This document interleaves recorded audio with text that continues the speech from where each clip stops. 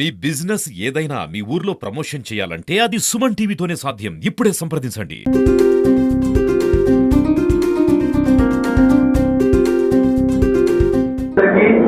మీ విలువైన సమయాన్ని కేటాయించి ఇక్కడికి వచ్చారు. ఇక్కడికి వచ్చి ఏదో ఒక విషయం తెలుసుకుని మాత్రమే వెళ్ళండి. ఎందుకనంటే మీకోసం ఏర్పాటు చేశారు, మా కోసం కూడా ఏర్పాటు చేశారు, మనందరి కోసం ఏర్పాటు చేశారు. కొన్ని డౌట్స్ ఉంటాయి, నేను ముందే చెప్తాను. 6 సంవత్సరాల లోపు పిల్లాడు కానీ ఆ పాప కానీ ఏదైనా నేరం చేస్తే ఏంటి, 12 సంవత్సరాల లోపలు చేస్తే ఏంటి, 12 నుంచి 16 సంవత్సరాల లోపు ఉన్న వ్యక్తులు బాలబాలికలు నేరం చేస్తే ఏమి, 16 నుంచి 18 సంవత్సరాలు లోపు అంటే ఒక్కరోజు తేడా ఉన్నా రేపటికి బర్త్డే అయిపోతే 19 వచ్చేసి అంటే అప్పుడు ఎలా ట్రీట్ చేయాలి, ఇన్వెస్టిగేషన్ చేసేటప్పుడు ఇది పరిగణలోకి తీసుకోవాలి. నేను నా వృత్తిలో భాగంగా నేను అబ్జర్వ్ చేసింది ఏమంటే ఎన్డీపీఎస్ కేసెస్ లో కూడాను చిన్నపిల్లలు వస్తున్నారు. ఎందుకు వస్తున్నారు అనే పాయింట్ కూడా ఇన్వెస్టిగేషన్ చేస్తే బాగుంటుందేమో అని నా వ్యక్తిగత అభిప్రాయం. కారణం ఏమంటే ఎల్సిటీ కేసెస్ లో వస్తున్నారు, ఎన్డీపీఎస్ కేసెస్ లో వస్తున్నారు. వాళ్ళు ఒక్కరిగా రావట్లేదు. కప్పులు విత్తుది అడల్ట్ అఫెండర్స్ అంటే ఒకళ్ళు ఇద్దరు పెద్దవాళ్ళు ఉంటున్నారు, వాళ్ళ పక్కన ఒక చైల్డ్ ఇన్ కాన్ఫ్లిక్ట్ సిసిఎల్ అనేద్దాం, జూనియర్ అనే పక్కన చేసి సిసిఎల్ ఇద్దరు వ్యక్తులు ఉన్నప్పుడు సిసిఎల్ పక్కన ఉంటున్నారు. సిసిఎల్ ఆ పని ఎందుకు చేసి ఉంటాడు, అతను చేయడానికి పురుగొల్పున్న పరిస్థితులు ఏమి అనేది కూడా మీరు విచారణ చేస్తే బాగుంటుందని నా వ్యక్తిగత అభిప్రాయం.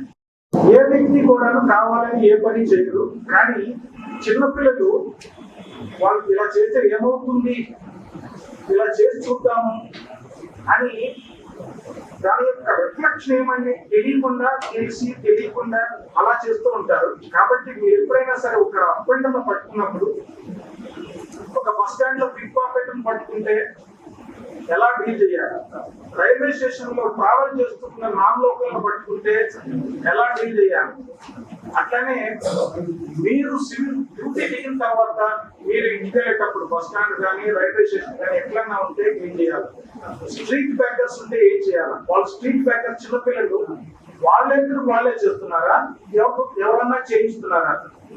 అట్లా చిన్నపిల్లలు పని ఇప్పుడు 14 సంవత్సరాల పిల్లలతో పని చేయించకూడదనే రూల్ ఉన్నాయి.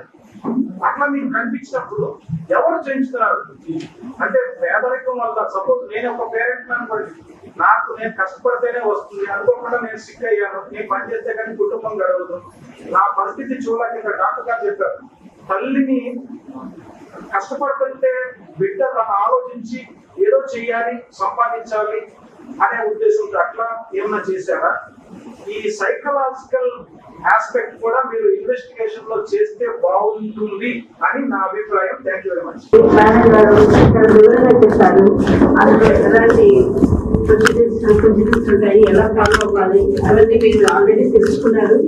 కానీ ఫాలో అప్ లో మాత్రం కొంచెం వెనపడి ఉండాలని చెప్పాలి. పిల్లల పట్ల ఇంకా కొంతవరకు మార్పు రావాలి. ఈ మార్పు సరిపోదు, ఎందుకంటే పిల్లలు చాలా వరకు సఫర్ అవుతున్నారు పోలీసుల వల్ల. అట్ ది సేమ్ టైం వాళ్ళు డీల్ చేసే విధానంలో కూడా కొంత కాన్షియస్ ఎక్కువగా అవుతారు అనేసి మేము చూస్తున్నాము, వింటున్నాము. కాబట్టి ఆ ఒక్క ధోరణి మార్చుకోవాలని కోరుకుంటున్నాను. నేను ఈరోజు ఒక్క విషయం మాత్రం చెప్తాను. సోషల్ ఇన్వెస్టిగేషన్ రిపోర్ట్ అది ఎలా చేయాలి, ఎందుకు చేయాలి, ఎవరు చేయాలి, ఇది మాత్రం చెప్తాను. అంటే నా హెల్త్ ఇష్యూ వల్ల కొంచెం గ్రోత్ ప్రాబ్లం ఉంది, అందువల్ల కొంచెం అడ్జస్ట్ చేసుకోమని కోరుకుంటున్నాను. ఈ సోషల్ ఇన్వెస్టిగేషన్ రిపోర్ట్ అనేది చాలా ముఖ్యమైనది. పోలీసు వాళ్ళకి కావచ్చు, జేజేపీ కోర్టు కావచ్చు, అట్ ది సేమ్ టైం మన చైల్డ్ కావచ్చు. ఈ బ్యాక్గ్రౌండ్ అనేది చెక్ చేయడమే సోషల్ ఇన్వెస్టిగేషన్ రిపోర్ట్. ఒక వ్యక్తి యొక్క ఒక సిసిఎల్ చైల్డ్ కాన్ఫ్లిక్ట్ లానే అబ్బాయి యొక్క అమ్మాయి యొక్క వాళ్ళ ఆర్థిక పరిస్థితి ఏమి, వాళ్ళ సోషల్ బ్యాక్గ్రౌండ్ ఏమి, ఫ్యామిలీ బ్యాక్గ్రౌండ్ ఏమి, హెల్త్ బ్యాక్గ్రౌండ్ ఏమి, వాళ్ళకి సంబంధించిన ఇతర విషయాలు ఏమి, వాళ్ళ హ్యాబిట్స్ ఏమి, వాళ్ళ ఫ్రెండ్షిప్ ఎలా ఉంటుంది, వాళ్ళు వెళ్ళే సరౌండింగ్స్ ఎలా ఉన్నాయి, వాళ్ళ నైబర్స్ ఎలా ఉన్నారు, ఇలాంటివన్నీ గ్యాదర్ చేయడము, at the same time address gather చేయడము దీని యొక్క పర్పస్. ఈ సిట్ అనేది ఈ సర్ అనేది మన డిపార్ట్మెంట్ కు